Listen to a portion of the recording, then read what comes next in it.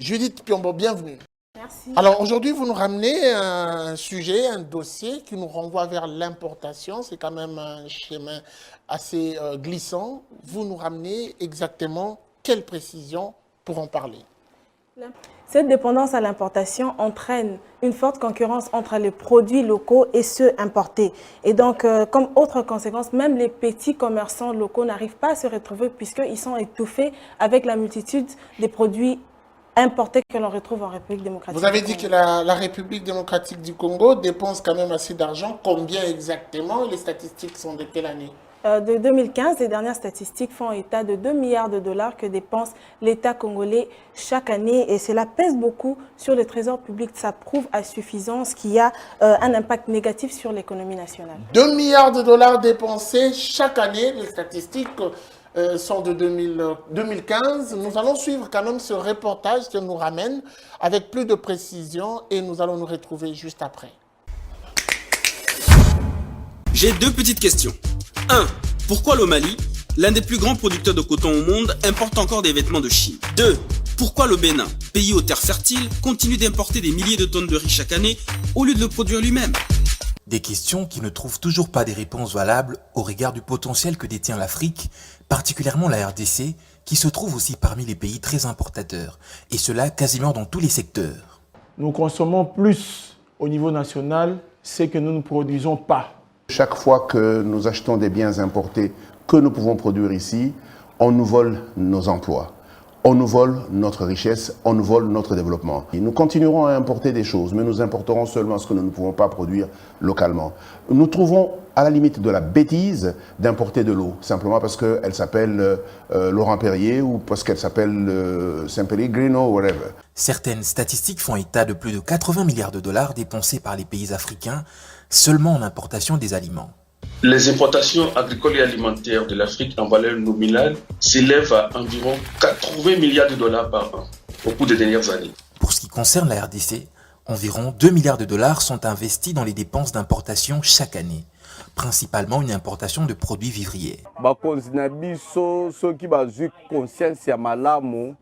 Jamais bakoki kosala makambo ndenge esalamaka biloko nyonso tozokonsome ezokutela na mboka ezoya faut localement faut droit de reproduire localement totie kandeti ya bambisi océan eza fleuve eza eloko nini kozanga biso babateau de pêche l'état bimisa mbongo mpo babateau de pêche eya mpo ebimisilaka biso bambisi yango tolia bambisi ya fresh mpenza ke bambisi ezokutela banda ya mboka kaka ezoya nakosenga mpenza na gouvernement ya union sacrée ezobima basala makasi baluka mbongo batia mpenza mpo babateau de pêche ata mbisi to kolia ata mbisi oyo ezokuta na mai na biso moko.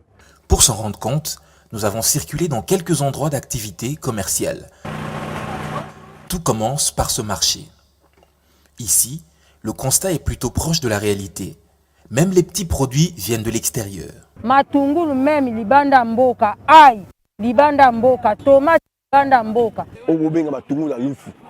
Obenga matungulu la lufu. Ce sont les oignons cultivés par les villageois angolais. Ils ont eu mboka na nini. Oui, le bangu, au fond, on a produit et commis plus que les ragoûts de la biso. Pour le gouvernement, il a fait des matériels, il a fait des bons, il a fait des crédits, il a fait des moyens, il a fait des moyens d'enjeu.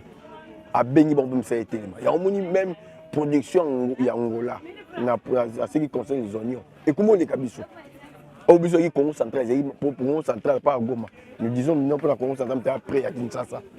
À part à Goma, dans le Congo central, nous avons fourni à moins la production par rapport à Angola. Angola a produit plus. Nous fait comme dominant même sur le plan nini. Marketing même sur le plan nini. Il y a marché dans le bichon.